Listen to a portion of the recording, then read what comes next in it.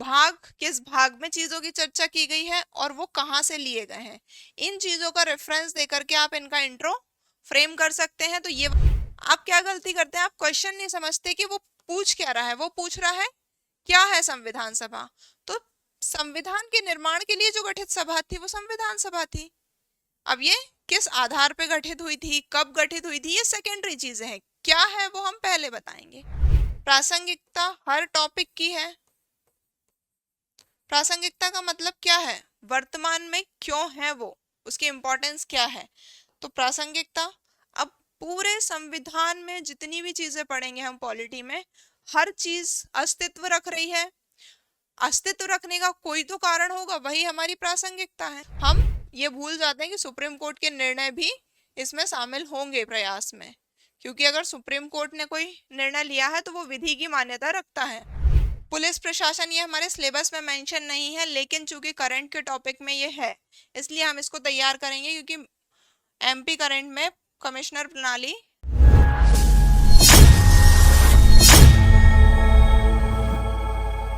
Hello everyone, welcome back. हमारी जो main simplifier series चल रही थी उसमें हम अब आगे बढ़ते हुए पॉलिटी पेपर 2 पार्ट 1 की ओर चल रहे हैं। आज हम पॉलिटी के पेपर को कैसे डील करना है और उनमें किन डायमेंशन के साथ अपने नोट्स बनाने हैं, क्या क्या कंटेंट आपके आंसर्स में होना चाहिए, इन चीज़ों पर चर्चा करेंगे। ठीक है, चलते हैं हमारी पहली यूनिट की तरफ। पेपर 2 का पार्ट ए पॉलिटी है। इसमें देखिए, जो हमारी पहली यूनिट है वो पूरा जो हमारा संविधान है उसको समाये हुए है। इसमें कुछ अनुच्छेद, भाग, किस भाग में चीजों की चर्चा की गई है और वो कहाँ से लिए गए हैं, इन चीजों का रेफरेंस देकर के आप इनका इंट्रो फ्रेम कर सकते हैं। तो ये वाला सेक्शन आपको विशेष रूप से याद करना है। आपको अगर संविधान का आंसर लिखना है तो सबसे पहले जो जरूरी है वो आपको संविधान के किस भाग में, किस अनुच्छेद में उस विषय का वर्णन किया गया है। जैसे कि मूल अधिकारों का वर्णन भाग 3 में किया गया है, अनुच्छेद 12 से अनुच्छेद 35 तक। ठीक है, मूल कर्तव्य 51 का किस भाग में है। ये चीजें आपको शुरुआत यहीं से करनी है। ये वाली यूनिट की मैक्सिमम की शुरुआत सेम ही रहेगी कि उसका उल्लेख कहाँ है। इसके अलावा आप कहाँ से लिया गया है उस बात को, जैसे नीति निर्देशक तत्व आयरलैंड से लिए गए हैं, तो ये चीजें आप लिख सकते हैं उसमें। ठीक है, चलते हैं हमारा पहला टॉपिक, संविधान का निर्माण। संविधान का निर्माण ये हमारा टॉपिक है। यदि आपको सीधे संविधान के निर्माण पर टिप्पणी लिखिए कहा जाता है तो आप किन किन डायमेंशन को कवर करेंगे। सबसे पहले इसका विचार किस व्यक्ति ने दिया, एम.एन. रॉय महोदय ने दिया था। सबसे पहले प्रावधान क्रिप्स मिशन में था, लेकिन गठन किसके तहत हुआ, कैबिनेट मिशन के तहत। चुनाव कब हुए, किन किन राज्यों में हुए, इसकी कार्य प्रणाली क्या थी, इसकी प्रक्रिया कैसे शुरू हुई, पहली बैठक कब हुई, कितने सेशन हुए, ये चीजें। इसके बाद संविधान का निर्माण के लिए समितियां गठित की गई, उन पे चर्चा करेंगे कि संविधान निर्माण के लिए हर तथ्य पर विचार करने के लिए अलग अलग समितियों का गठन किया गया। और फिर इसका अंगीकरण बताएंगे। अंगीकरण में हम बताएंगे इसके अंगीकरण की डेट 26 नवंबर। ठीक है, इसके बाद आप लागू करने की डेट बता सकते हैं। यहाँ पे आप एक चीज का उल्लेख और करेंगे, संविधान दिवस का।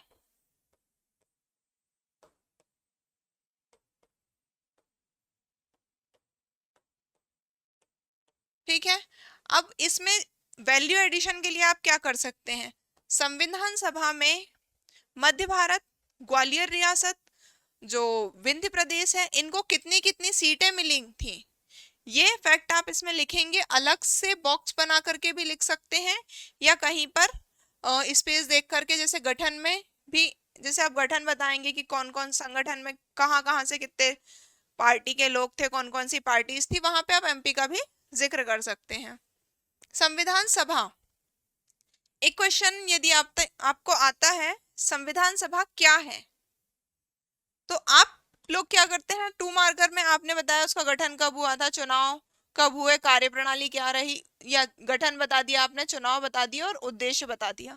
कोई भी 3 चीजें आप इसमें से उठा के लिख देते हैं। आप क्या गलती करते हैं, आप क्वेश्चन नहीं समझते कि वो पूछ क्या रहा है। वो पूछ रहा है क्या है संविधान सभा।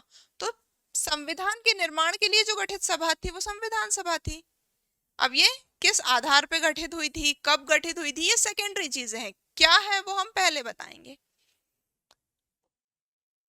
इसमें जो है आप इसका गठन, चुनाव कब हुए, कैसे हुए, इसकी कार्य प्रणाली क्या रही, कार्य क्या क्या किए गए इसके द्वारा, उद्देश्य क्या था इसका, आलोचना, जैसे कि आलोचना की जाती है कि ये एक दलीय निकाय था, या आलोचना की जाती है कि इसमें जो लोग थे वो मतलब वकील थे या विधिज्ञ थे या विधि ज्ञाता थे, तो ये आलोचना की जाती है। इससे संबंधित चुनौतियां क्या थी इसके समक्ष, कि हमें एकल संविधान बनाना था या फिर बहुत बड़े क्षेत्र के लिए बनाना था, समरसतापूर्ण संविधान बनाना था।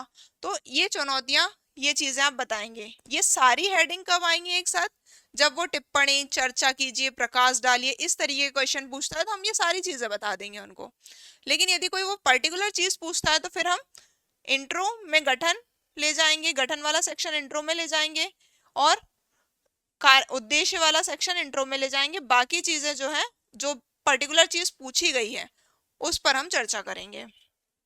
इसके बाद नेक्स्ट है हमारा विशेषताएं।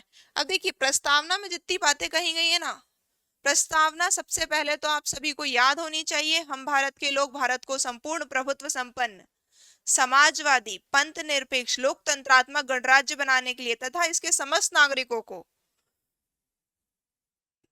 3 प्रकार की स्वतंत्रता, 3 प्रकार के न्याय, 5 प्रकार की स्वतंत्रता, 2 प्रकार की समता की बात की गई है। तो आपको पूरा संविधान का प्रस्तावना याद होना चाहिए, क्योंकि ये डायरेक्ट आपको संविधान का प्रस्तावना याद है तो आप डायरेक्ट बता सकते हैं कौन कौन सी स्वतंत्रता है, कितने प्रकार की स्वतंत्रता है वो। अब कोई भी एक विचार उन्होंने दे दिया, इस पर चर्चा कीजिए या इसके बारे में टिप्पणी कीजिए या कुछ भी, तो सबसे पहले बताएंगे उसका अर्थ क्या होता है। जैसे पंथ निरपेक्ष, पंथ निरपेक्ष का अर्थ क्या होता है कि हमारी जो सरकार होगी वो किसी भी पंथ के प्रति झुकाव नहीं रखेगी। उसका स्वरूप क्या होगा, जैसे हमारा लोकतंत्र है, लोकतंत्र का स्वरूप कैसा है, हमारा अप्रत्यक्ष लोकतंत्र है। प्रावधान क्या क्या किए गए हैं लोकतंत्र के लिए, क्या प्रावधान किए गए, मतदान प्रक्रिया, जो चुनाव की प्रक्रिया है, ये इसको अपनाए जाने के कारण क्या थे, इसको लिख लीजिएगा, अपनाए जाने के कारण, अपनाया क्यों हमने, उसके कारण बताएंगे हम। उद्देश्य क्या था, ये यहाँ कहीं चला जाएगा आपका। और महत्व, महत्व क्या है, वर्तमान में महत्व क्या है, लोकतंत्र क्यों अपनाया हमने, ताकि हमारी जो जनता है उसके भावों को, हम उसकी शासन जो है वो उसके अनुसार चले, जनता के अनुसार जनता का शासन चले, इसके लिए अपनाया, यही उसका महत्व है। नेक्स्ट टॉपिक है हमारा मूल ढांचा। मूल ढांचा हम बताएंगे, ये मूल ढांचा क्या है, जो संविधान के मूल भाव को समाहित करता है। इसका प्रादुर्भाव कब हुआ, केशवानंद भारतीवाद में। इसमें क्या क्या शामिल किया गया है, जैसे कि हम लोकतांत्रिक राज्य होगा, जो हमारी न्यायिक समीक्षा की बात है इसमें शामिल की गई। इसका महत्व क्या है, महत्व यह है कि अनावश्यक परिवर्तन ना किया जाए संविधान में। आलोचना की है हमारे संविधान के कुछ जो समय के अनुसार परिवर्तित होने का जो लचीलापन है उसको कम करता है, इस तरीके की जो आलोचनाएं हैं। विशेषताएं बताएंगे उसको, जैसे कि अपरिभाषित है हमारा जो मूल ढांचा है, इसमें समय समय पर जो है बातें जोड़ी जा रही हैं। निष्कर्ष, निष्कर्ष हम सकारात्मक रूप से देंगे, जिसमें हम बताएंगे कि मूल भाव को बनाए रखता है हमारे संविधान के, हमारे संविधान की मूल चीजें हैं उनको परिवर्तित होने से बचाता है।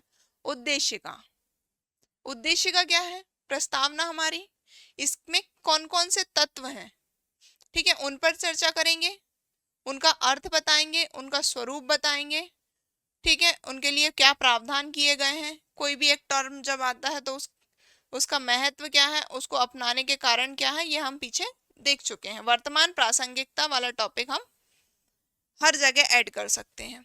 फिर मूल अधिकार, मूल अधिकार में हम लोगों को जैसे क्वेश्चन आता है कि मूल अधिकार पर टिप्पणी कीजिए, तो हम लोग क्या करते हैं, मैंने कई कॉपी देखी है अभी, कई बच्चों को नीति निर्देशक तत्व या मूल अधिकार का डायरेक्ट क्वेश्चन आया कि इस पे चर्चा कीजिए, प्रकाश डालिए, इस तरीके का। तो उन्होंने क्या किया, परिचय दिया, कहाँ उल्लेख है ये बताया, कहाँ से लिया गया ये बताया, और फिर उनने आर्टिकल वाइज शुरू कर दिया। तो 2 पेज में उन्होंने केवल आर्टिकल्स लिखे।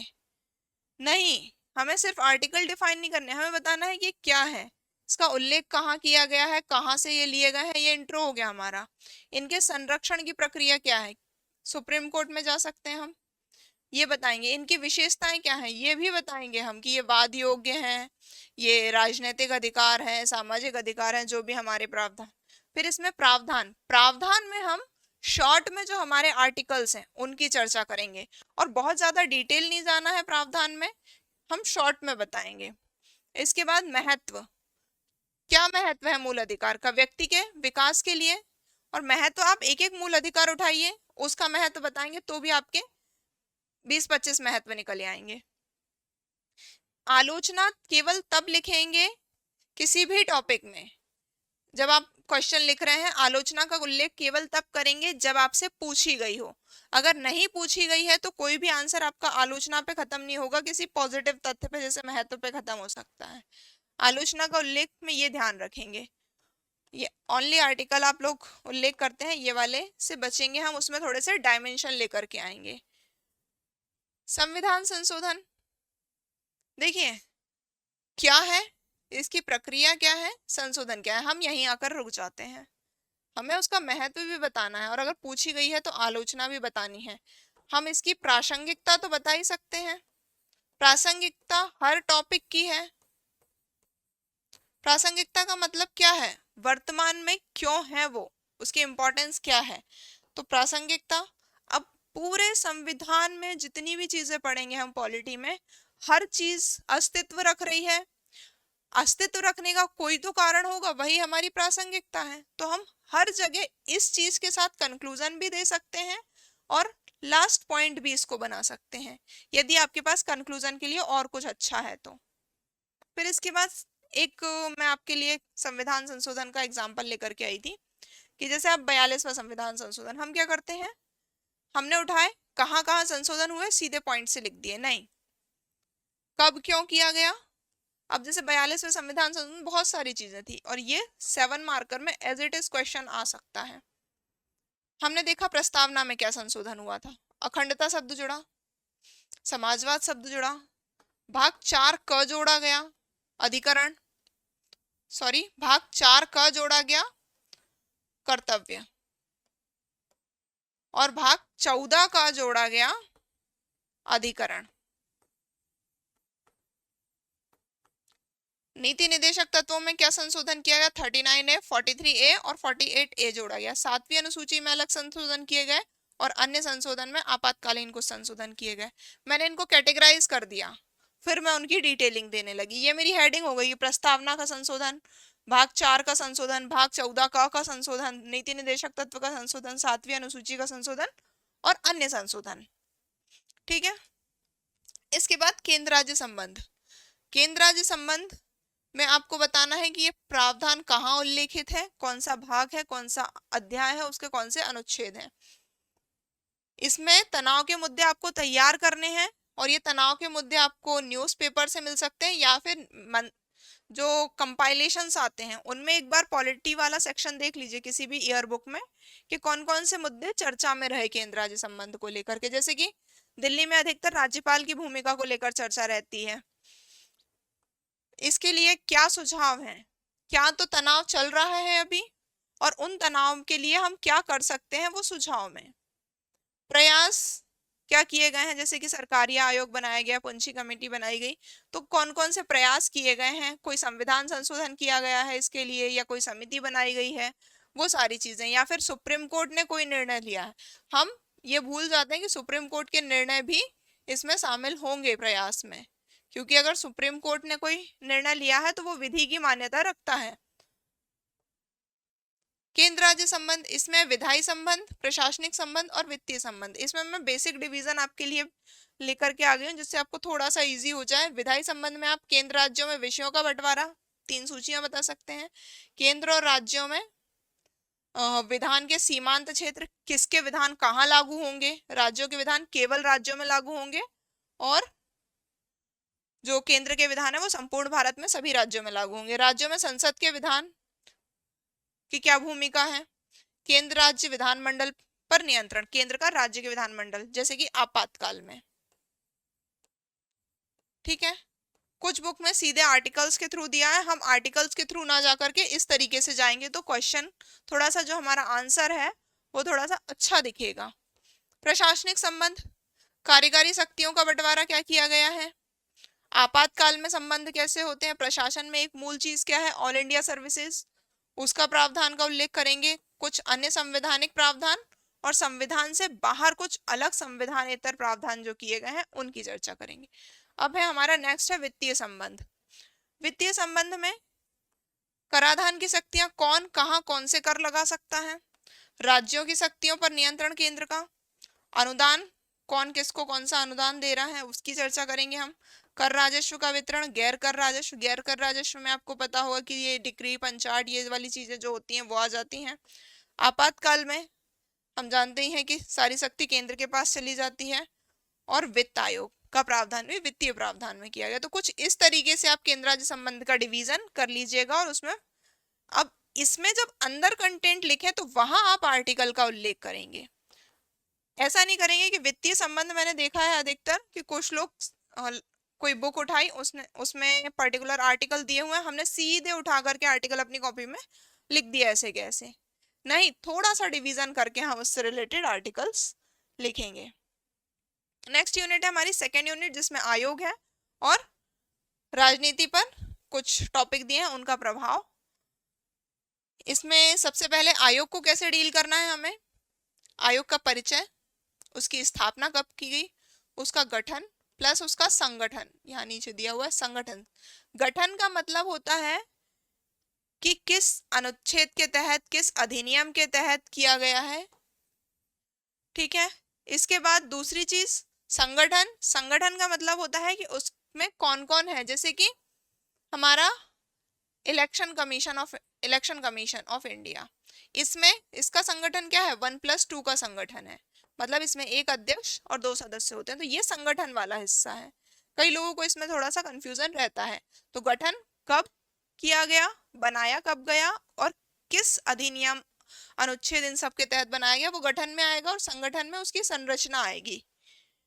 कार्य क्या है, कार्यों का भी हम कोशिश करेंगे कि अगर प्रशासनिक प्रशासनिक, सलाहकारी, न्यायिक, इस तरीके से कोई डिवीजन कर सके तो वो करेंगे। स्वतंत्रता के लिए क्या प्रावधान किए गए हैं वो भी हम देखेंगे। किसी भी आयोग में, किसी भी संस्था में क्या दोष है, ये जो आयोग वाला स्ट्रक्चर है सेम स्ट्रक्चर आपको थर्ड यूनिट के आयोग में भी यूज करना है। कमजोरियां क्या है या कोई समस्या जो हो उससे संबंधित और उनके सुझाव। समस्या है, जहां समस्या है वहां सुझाव या उपाय प्रस्तुत करना अनिवार्य है। ठीक है। इसका महत्व बताएंगे और विशेष जानकारी, जैसे कि देखिए ये हो गया आपका एक बेसिक ढांचा। ठीक है। इसके बाद अलग से आपको क्या करना है, हर आयोग में कुछ स्पेशल चीजें होंगी। जैसे कि नीति आयोग में क्या है, सब स्तंभ बताए हैं, मार्गदर्शक सिद्धांत है, उसकी 3 शाखाएं हैं। इस तरीके से हर आयोग की स्पेशल चीजें आपको प्रिपेयर करनी ही है। और मान लीजिए आपको कार्य आ गए सीधे सीधे, आपने बताया, परिचय दिया उसका, उसके बाद गठन संगठन वाला कंटेंट आपने क्या किया, इस तरीके से आप, जैसे ये आपका पेज है, आपने परिचय दिया, गठन संगठन वाला कंटेंट आप इधर दे सकते हैं। और जो कार्य पूछे गए हैं उनको आप डायरेक्ट लिखना शुरू कर दीजिए डिवीजन के साथ, या जैसे भी आपको लिखना है आपने कार्य लिखे। और मान लीजिए उनसे संगठन नहीं पूछा, गठन नहीं पूछा, ये चीजें नहीं पूछी, तो आप यहाँ लिख कर दीजिए ना। और हर जगह ऐसा नहीं करना है। 10 क्वेश्चन में से 2 क्वेश्चन में करेंगे तो अच्छा लगेगा, और 10 के 10 क्वेश्चन में करेंगे तो रिपीटेड हो जाएगा वो चीज, फिर उतना अट्रैक्ट नहीं करेगी, ऐसा लगेगा आपने ब्लफ किया है। स्वतंत्रता हेतु क्या प्रावधान किए गए हैं, नियुक्ति की प्रक्रिया, विशेष प्रक्रिया होती है हर पद की। और ये स्वतंत्रता के प्रावधान आपके लिए, किसी आयोग के लिए, किसी संस्था के लिए, किसी पदाधिकारी के लिए, सुप्रीम कोर्ट के लिए, सबके लिए इन्हीं के तहत कुछ होगा प्रावधान। देखिए नियुक्ति हो सकता है कि उसकी नियुक्ति किसी विशेष अधिनियम के तहत, किसी विशेष प्रक्रिया के तहत कोई समिति कर रही हो। उसकी पद मुक्ति की एक विशेश प्रक्रिया होगी, जैसे कि राष्ट्रपति के लिए महाभियोग की प्रक्रिया, सुप्रीम कोर्ट में महाभियोग जैसी प्रक्रिया। सेवा शर्तें उसकी निर्धारित होंगी और सेवा काल में परिवर्तित नहीं की जाती है, सबके लिए समान है। पदावधि उसकी निर्धारित होगी मैक्सिमम स्थिति में, और उसका कुछ स्वरूप होगा। अब भारतीय राजनीति में ये जो टर्म है धर्म, जाति, वर्ग, नृजातीयता, भाषा, लिंग, इनकी भूमिका पर चर्चा करनी है आपको। सबसे पहले तो ये टर्म है क्या, जाति कहाँ से आई, क्या है, ठीक है। इसके बाद धर्म, तो धर्म की हमें पंथ वाली अवधारणा नहीं लेनी है, पंथ या संप्रदाय वाली अवधारणा अलग है। धर्म की अवधारणा भारत में जो है वो धार्यति इति धर्मः की अवधारणा है, तो उस अवधारणा को लेकर के चलेंगे। वर्ग, नृजातीयता क्या होता है, तो नृजातीयता का मतलब होता है एक ऐसा ग्रुप जो हम की भावना से जुड़ा हुआ है और उसका आधार उनकी साझी संस्कृति हो सकती है, साझा इतिहास हो सकता है। इससे रिलेटेड यदि आपको कोई कथन मिल रहा है, और जैसे मैंने ये चीजें बताई कि कथन होना चाहिए, अब आपके नॉर्मल बुक में नहीं मिला जहां से आप पढ़ रहे हैं, गूगल कर लीजिए, कोई तो कथन मिलेगा, और किसका, कोई महान व्यक्तित्व का कथन देखिए उससे रिलेटेड। भूमिका, आपको पॉजिटिव भूमिका भी बतानी है, नेगेटिव भूमिका भी बतानी है, क्योंकि हम अधिकतर क्या करते हैं, नेगेटिव भूमिका हमें ज्यादा प्रत्यक्ष होती है, हम नेगेटिव नेगेटिव में चले जाते हैं। नहीं, पॉजिटिव भूमिका की मतदान व्यवहार को भी निर्धारित करती हैं ये चीजें, साथ ही साथ लोगों में हम की भावना भी लाती हैं। राजनीति से इन सब चीजों का संबंध पॉजिटिव होगा तो क्या इफेक्ट पड़ेगा, और नेगेटिव होगा तो क्या इफेक्ट पड़ेगा। इसके बाद मतदान व्यवहार क्या होता है, मतदान करते समय जिन कारकों के आधार पर व्यवहार किया जाता है वो कौन कौन से हैं। का प्रभाव, सेम, इसमें प्रभाव में पॉजिटिव और नेगेटिव आएगा, और कारक जो हैं उनको हम डिवाइड करेंगे इस तरीके से कि परंपरागत कारक जैसे कि जाति, लिंग, धर्म, ये सब चीजें हैं। आधुनिक कारक में सोशल मीडिया, हम देख रहे हैं कि आजकल चुनाव प्रचार का माध्यम बनते जा रहा है। राष्ट्रीय अखंडता का टॉपिक है। इसके बाद नेक्स्ट यूनिट हमारी निर्णय प्रक्रिया में नागरिकों की भागीदारी।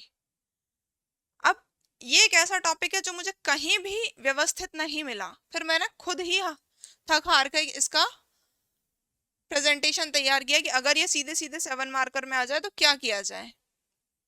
उसका अर्थ बताएंगे, भागीदारी का अर्थ क्या, फिर हम बताएंगे इसके माध्यम क्या है, अर्थ प्लस क्यों जरूरी है,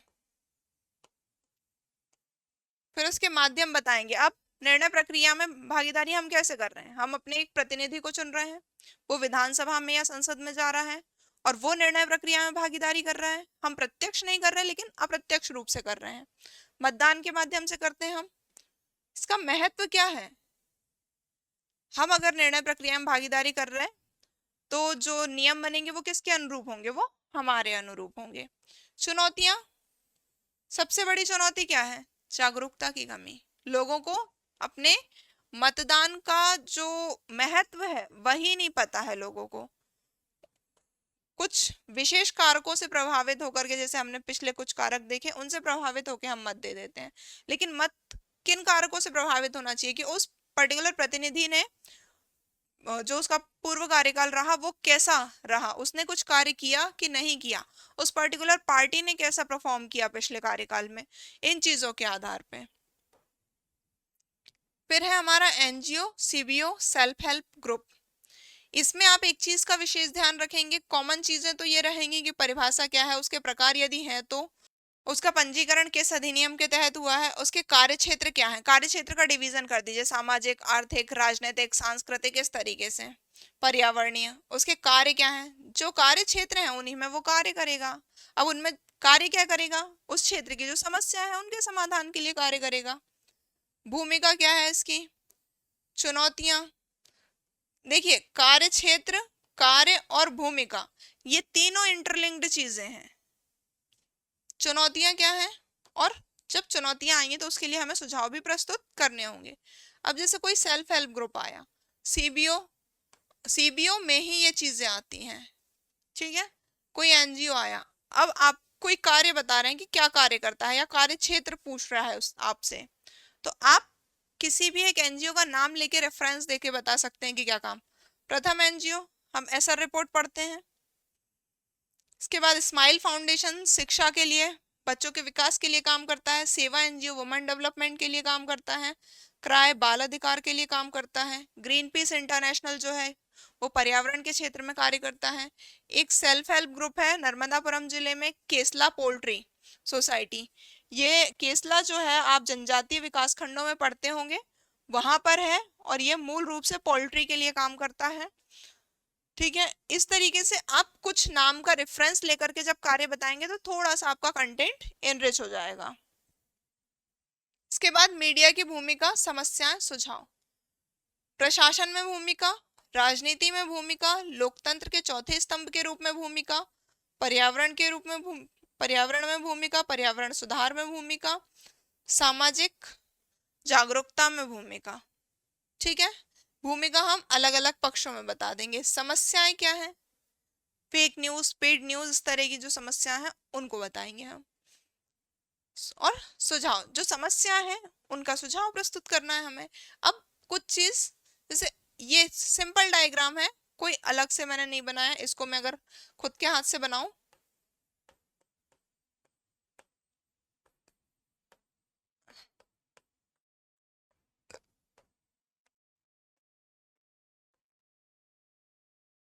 ठीक है, ये हमारा जस्ट 5 सेकेंड भी नहीं लगा होगा, वो तो बोर्ड बड़ा होने के कारण फिर भी समय लगा मुझे। आपका डायग्राम बन गया। इसमें आपने एक डायग्राम में बहुत सारी बातें कि दोनों एक दूसरे को मैसेज पहुंचा रहे हैं। वन वे कम्युनिकेशन नहीं होता, मीडिया के माध्यम से टू वे कम्युनिकेशन होता है। फिर इसके बाद हमारे विचारक वाला टॉपिक है। विचारक चाहे हमारे इथिक्स में हो चाहे हमारे यहाँ पर हो, हमें सबसे पहले विचारक की प्रकृति को समझना है। जैसे लोहिया जी समाजवादी थे, भीमराव अंबेडकर जी लोकतांत्रिक थे, तो उनकी मूल प्रकृति को समझें, क्योंकि उनके जो भी विचार है ना उनकी प्रकृति से समानता रखेंगे। अब जब लोहिया जी आर्थिक पक्ष पे बात करेंगे तो भी समानता की बात करेंगे, सामाजिक पक्ष पे बात करेंगे तो भी समानता की बात करेंगे, तो वो समाज में अंधविश्वास, रूढ़ियां, अस्पृश्यता, इन चीजों के एलिमिनेशन की बात करेंगे। तो व्यक्ति की मूल प्रवृत्ति समझेंगे, प्लस उसका समय, किस समय काल में है, वो समय काल में जो समस्याएं होंगी ना उन पर वो व्यक्ति विचार कर रहा होगा और प्लस उनका समाधान ढूंढ रहा होगा। जैसे आज यदि किसी व्यक्ति का मुझसे पूछा जाता है तो वो किस पे विचार कर सकता है, वो एआई पे विचार कर सकता है, वो रोबोटिक्स पे विचार कर सकता है, वो सोशल मीडिया पे विचार कर सकता है, इन चीजों पे विचार करेगा। अब कोई व्यक्ति स्वतंत्रता आंदोलन के दौरान का उस समय का है तो वो किस पे विचार करेगा, वो स्वतंत्रता पे बात करेगा, वो आंदोलन पे बात करेगा। ठीक है, और हर विचार की, चाहे राजनीतिक, आर्थिक, सामाजिक, हर तरीके के विचार की आपको कुछ मेन हेडिंग्स तैयार कर लेनी है। ठीक है, और सबसे इंपॉर्टेंट चीज, हर विचार की प्रासंगिकता। अब प्रासंगिकता मैं आपको पहले भी बता चुकी हूँ कि प्रासंगिकता हर विचार की वर्तमान में किस समस्या को हम समाधान कर सकते हैं उस विचार के साथ, ये उसकी प्रासंगिकता होती है। नेक्स्ट है हमारा यूनिट 4।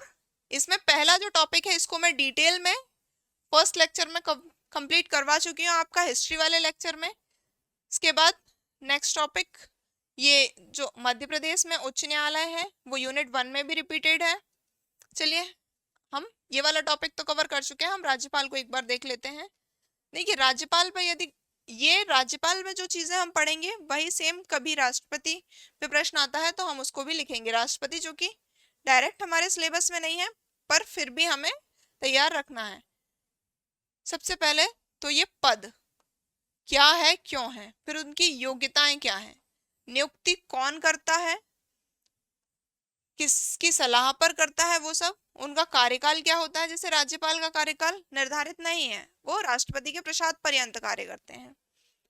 शपथ कौन दिलाता है, और शपथ का कोई मूल खंड आपको याद हो तो वो बताएंगे आप। इसकी शक्तियां बताएंगे हम, सॉरी यहाँ रिपीटेड हो गया है। राष्ट्रपति से तुलना करेंगे तो तुलना में आप योग्यता बताएंगे, योग्यता के आधार पे कर सकते हैं, नियुक्ति के आधार पे, कार्यकाल, शपथ, शक्ति, इन आधारों पे कर सकते हैं, वीटो पावर के आधार पे कर सकते हैं। ठीक है, एक टॉपिक केंद्र के एजेंट से संबंधित विवाद चल रहा है कि राज्यपाल जो है वो केंद्र का एजेंट होता है, केंद्र की नीतियों को विशेष रूप से ध्यान देता है। उसके लिए सुझाव बताएंगे, पद का महत्व बताएंगे आप। निर्वाचन क्यों नहीं किया जाता? जो हमारी चुनी हुई कार्यपालिका है, मतलब हमारे मुख्यमंत्री जी, और हमारी जो नियुक्त कार्यपालिका है, कार्यपालिका के प्रमुख राज्यपाल, ये दोनों पदों में विवाद की स्थिति उत्पन्न ना हो इसलिए। ठीक है, वीटो शक्ति की बात करेंगे अपन। संवैधानिक स्थिति क्या है? जैसे कि राष्ट्रपति के संबंध में बोला जाता है कि ये रबर स्टाम्प है, तो उसकी मूल्यांकन की स्थिति में आपसे प्रश्न पूछा जा सकता है। सेम यहाँ पर भी मूल्यांकन के लिए प्रश्न पूछा जा सकता है। फिर इसके बाद मुख्यमंत्री एवं मंत्रिपरिषद, इसका संगठन, कार्य एवं भूमिका। संगठन में हमने देखा है कि 3 स्तर के मंत्री होते हैं। कार्य मुख्यमंत्री के मूल रूप से राज्यपाल के प्रति, मंत्रिपरिषद के प्रति और विधानसभा के प्रति। सेम इसी तरीके से हम मंत्रिपरिषद के भी कार्य कर लेंगे याद, कि मंत्रिपरिषद के कार्य क्या होते हैं? राज्यपाल के प्रति, मुख्यमंत्री के प्रति और विधानमंडल के प्रति, या कोई और डिवीजन जो आपको याद आ जाए। और उसकी भूमिका, भूमिका जो वो कार्य करेंगे उनका जो महत्व होगा वही उनकी भूमिका हो जाएगी। अब आते हैं मध्य प्रदेश में विधानसभा का संगठन, मतलब कुल कितनी सीट हैं, उनमें कैसे कैसे उनका डिवीजन दिया गया है। इसकी शक्तियां, अध्यक्ष की भूमिका और विपक्ष की भूमिका, ये सीधे सीधे टॉपिक है आपके। अध्यक्ष की भूमिका का डिवीजन कर लीजिएगा। इसके बाद विधान परिषद का गठन, क्योंकि मध्य प्रदेश में विधान परिषद का विधेयक जो है वो लंबे समय से लंबित रहा है, इसलिए इस टॉपिक को आप अलग से तैयार करेंगे। क्योंकि हमारे में डायरेक्ट विधानसभा उल्लेखित है, इसलिए हो सकता है कि आप इसको स्किप कर देते, इसलिए मैं आपको वो चीज याद दिला रही हूँ। फिर इसके बाद है मध्य प्रदेश का उच्च न्यायालय। उच्च न्यायालय कहाँ उल्लेखित है? सेम चीजें सुप्रीम कोर्ट के लिए यूनिट 1 में आपको तैयार करनी है। इसकी संरचना क्या है, नियुक्ति प्रक्रिया क्या है, योग्यताएं क्या है, शपथ कौन दिलाता है, कार्यकाल क्या होता है जो हमारे न्यायाधीश होते हैं उनका, स्थानांतरण की प्रक्रिया क्या है, इसका आर्टिकल पूछा जा चुका है। फिर न्यायाधीशों के प्रकार, न्यायाधीशों के प्रकार में जो आपके जो मुख्य न्यायाधीश, कार्यकारी मुख्य न्यायाधीश होते हैं, सेवानिवृत्त न्यायाधीश होते हैं, ये वाले जो 4 प्रकार हैं वो। स्वतंत्रता के लिए क्या प्रावधान किए गए हैं? तो लगभग सेम ही रहेंगे आयोग के समान। क्षेत्राधिकार, मूल क्षेत्राधिकार, पर्यवेक्षी क्षेत्राधिकार, जो वो वाले क्षेत्राधिकार का डिवीजन है। इसके अलावा लोक अदालत, न्यायिक समीक्षा, जनहित याचिका, ये वाला टॉपिक आपको यूनिट 1 में तैयार करना है।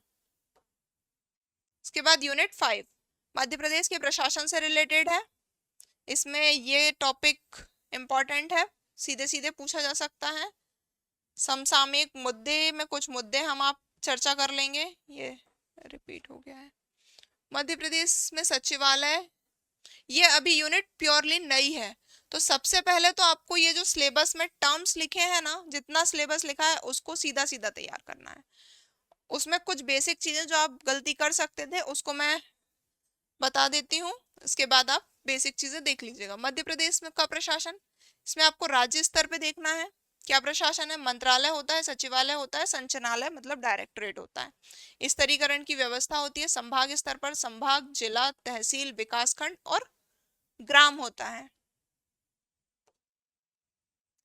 अब सचिवालय, सचिवालय सेम चीजें, गठन, उसका प्रमुख कौन होता है, मुख्यालय इसका कहाँ है, ये आपस अपने आप में 3 नंबर का क्वेश्चन बना सकता है, और ये वाला 2 नंबर का क्वेश्चन बना सकता है, और ये डायरेक्ट फैक्ट 2 नंबर में पूछे जा सकते हैं। गठन कब हुआ, प्रमुख कौन है वर्तमान में, मुख्यालय कहाँ है, इसके अलावा इसका उद्देश्य क्या है, ये क्या कार्य करता है। मुख्य सचिव, जो सचिवालय के कार्य होते हैं वो किसके नाम से होंगे, सचिव के नाम से। ये पद कब आया, इसकी नियुक्ति कौन करता है। अब कोई भी पद है उसके संबंध में कुछ बेसिक चीजें क्या होंगी, किसी भी राजनीतिक प्रशासनिक पद के बारे में आपसे पूछा जाता है तो बेसिक चीजें यही हैं। नियुक्ति कौन करता है, उसकी योग्यताएं क्या हैं, ठीक है, इसका कार्यकाल क्या होगा, वेतन भत्ते सेवा शर्तें क्या होंगी और उसके कार्य क्या होंगे। कार्यों का बेसिक डिवीजन, सलाहकारी के रूप में, सिविल सेवक प्रमुख के रूप में, क्योंकि मुख्य सचिव जो है वो हमारी पूरी प्रशासनिक संरचना की रीढ़ होता है। सचिव का कार्य, सचिव के रूप में क्या कार्य करता है, मतलब मंत्रालय के सहायक के रूप में क्या कार्य करता है, मंत्रियों के सहायक के रूप में, समन्वयक के रूप में क्या कार्य करता है, अलग अलग विभागों में या कार्यालयों में समन्वय की भूमिका निभाता है। अदर, अब आपको इस टॉपिक में विशेष तथ्य क्या तैयार करने हैं? प्रथम सचिव कौन थे हमारे, महिला प्रथम कौन थी, और वर्तमान में कौन है। जब भी मुख्य सचिव का क्वेश्चन आएगा हम इधर बॉक्स बना के बताएंगे कि वर्तमान पदाधिकारी ये हैं हमारे। जहां पे भी किसी भी पदाधिकारी की बात की जाएगी वहां वर्तमान का उल्लेख करना हम नहीं भूलेंगे। इसके बाद संभागीय आयुक्त, सेम चीजें आएंगी, कार्य भी लगभग सेम डिवीजन है। जिला प्रशासन स्तरीकरण की व्यवस्था है। इसके बाद जिलाधीश, पद का सृजन, ये फैक्ट गलत है। विशेषता, योग्यता और इसकी भूमिका। भूमिका, जिला विकास अधिकारी के रूप, जिला प्रशासन में जिलाधीश किंग पिन होता है, हर काम उसके अधीन होता है। वो विकास के कार्य भी देखेगा, मजिस्ट्रियल पावर भी होती है, प्रशासन के कार्य भी देखेगा, राजस्व के कार्य भी देखेगा, और बहुत सारे कार्य, जनगणना से रिलेटेड, चुनाव से रिलेटेड अलग अलग कार्य होते हैं। तो उनका एक बेसिक डिवीजन हम कर लेंगे। फिर इसके बाद एक बेसिक संरचना, ये संरचना जो भी एमपीपीएससी का तैयारी कर रहा है बच्चा, वो यहाँ जाना चाहता है तो इस, और आपको ये संरचना पता होना जरूरी है। पटवारी, आरआई, एनटी, तहसीलदार, एसडीएम, एडीएम और आईएएस। आईएएस हमारा जिलाधीश। ठीक है, इसके बाद हम चलते हैं नेक्स्ट। तहसील प्रशासन में सेम चीजें रहेंगी। मध्य प्रदेश में स्वीकृत पद देख लीजिएगा कितनी तहसील है, कितने तहसीलदार के पद हैं। प्रशासनिक संस्थाएं जैसे कि नरहोन्ना एकेडमी है, हमारे सपनों का जो दुनिया है, हमारे सपनों की दुनिया, नरहोन्ना एकेडमी, जहां हम खुद ट्रेनिंग लेना चाहते हैं सब प्रशासक बनकर। पुलिस प्रशासन, ये हमारे सिलेबस में मेंशन नहीं है, लेकिन चूंकि करंट के टॉपिक में ये है इसलिए हम इसको तैयार करेंगे, क्योंकि एमपी करंट में कमिश्नर प्रणाली आई है और ये हमारे करंट का टॉपिक है। फिर नेक्स्ट है हमारा स्थानीय स्वशासन। इसकी आवश्यकता क्यों पड़ी, क्यों लेकर के आए हम? पंचायती राज में समितियां, कुछ उनका जो जैसे अशोक मेहता समिति है या बलवंत राय मेहता समिति है, ये समितियां, उनका गठन कब हुआ, इनके अध्यक्ष कौन थे, इनकी सिफारिशें क्या थी, इन्होंने अपनी जो सिफारिशें हैं कब प्रस्तुत की थी, प्लस इनकी सिफारिशों में मिनिमम आपको 7 से 8 सिफारिशें याद करनी है, क्योंकि ये सीधे 7 नंबर देके पूछा जा सकता है कि 7 सिफारिशें 8 सिफारिशें बताइए, ऐसा कुछ क्वेश्चन आ भी चुका है। इनमें कमियां क्या हैं और सुधार क्या किए जा सकते हैं। 73वां 74वां संविधान संशोधन कब प्रस्तुत किया गया, इसमें संशोधन। अब हम क्या करते हैं, 73वां 74वां संविधान संशोधन में सीधे लिख देते हैं पंचायती राज। नहीं, हमें ये बताना है किस भाग में संशोधन किया गया, किन अनुच्छेदों को जोड़ा गया और किस अनुसूची को जोड़ा गया और उसमें कितने कार्य जोड़े गए। इसके सारे आर्टिकल्स के प्रावधान हम पढ़ेंगे। इसके कार्य कुछ अनिवार्य होंगे, कुछ स्वैच्छिक कार्य दिए जाएंगे उनको। प्रावधान में भी कुछ अनिवार्य प्रावधान है, कुछ स्वैच्छिक प्रावधान है। जैसे कि आरक्षण का प्रावधान अनिवार्य है, वित्त का प्रावधान स्वैच्छिक है, और मध्य प्रदेश से रिलेटेड विशेष तथ्य देखेंगे। मध्य प्रदेश में कौन कौन से अधिनियम आ चुके हैं, मध्य प्रदेश में कब संशोधन हो चुका है, वो सारी चीजें। स्पेशल चीजों में आपको इसमें और क्या तैयार करना है, ग्राम सभा बैठक कब होती है, उसके कार्य, पंचायतों का गठन संगठन देखना है आपको, पंचायत के पदाधिकारी देखने हैं। राज्य वित्त आयोग को अलग से तैयार कर लीजिएगा 7 मार्कर में। नगरीय निकाय में जो जिला योजना समिति है, नगर योजना समिति है, वो वाली समितियों पर एक बार नजर मार लीजिएगा, 2 नंबर में या फिर 7 नंबर में पूछी जा सकती हैं। ये वाले सेक्शन में आपको सिर्फ 3 चीजें दी गई हैं, महत्व, समस्या और उपाय। ये अभी के लिए 2026 तक के लिए तो सफिशिएंट होगा, इसके बाद जब क्वेश्चन डीप जाएंगे तो और भी चीजें इसमें आपको करनी होंगी। नक्सलवाद एक टॉपिक है, तो पहले तो नक्सलवाद क्या है, इसका प्रारंभ कहाँ से हुआ, क्यों प्रारंभ हुआ, ये जो शोषणकारी प्रवृत्ति रही उसके कारण हुआ, उसका निवारण मध्य प्रदेश ने क्या किया, इसके लिए भारत ने क्या किया। प्रभावित क्षेत्र सेम मध्य प्रदेश में कौन से हैं, और भारत में जो रेड बेल्ट, रेड कॉरिडोर है वो। इसको आप मैप के थ्रू भी बता सकते हैं, रेड कॉरिडोर को। कुछ घटनाएं जो न्यूज़पेपर में आपने करेंटली पढ़ी हो उसका जिक्र करिए। कार्यक्रम आपको मध्य प्रदेश और भारत के बताने हैं। इसके बाद है राजनीति में महिलाओं का योगदान। सबसे पहले तो अंबेडकर जी का कथन कि मैं भारत किसी भी देश की राजनीति को किससे आंकता हूँ, महिलाओं की भागीदारी से। या किसी भी थिंकर का कथन जो आपको याद आ रहा हो उस समय। उदाहरण, योगदान या भागीदारी संसद में कितनी है, परसेंटेज में कितनी है, प्लस नंबर में कितनी है। चूंकि ये डायरेक्ट टॉपिक है तो आपसे सीधे सीधे ये क्वेश्चन पूछा जा सकता है परसेंट में और नंबर में।